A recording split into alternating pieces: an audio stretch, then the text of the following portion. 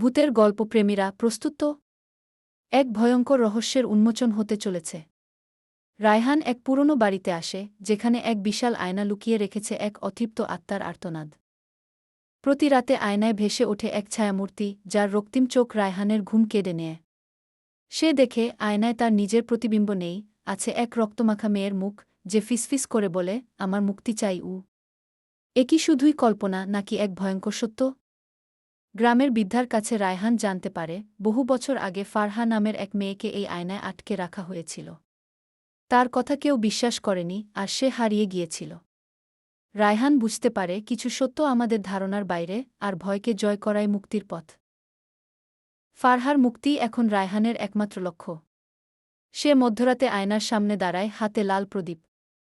আয়না কেঁপে ওঠে, ফেটে যায়, আর সেই ভয়ানক ছায়ামূর্তি আবার বেরিয়ে আসে। এরপর কি হল? এই রহস্যময় গল্পটি কেমন লাগল? আপনারাও কি এমন অলৌকিক অভিজ্ঞতার মুখোমুখি হয়েছেন? কমেন্ট করে জানান, আর এমন আরও রোমহর্ষক গল্প শুনতে আমাদের সাথে থাকুন।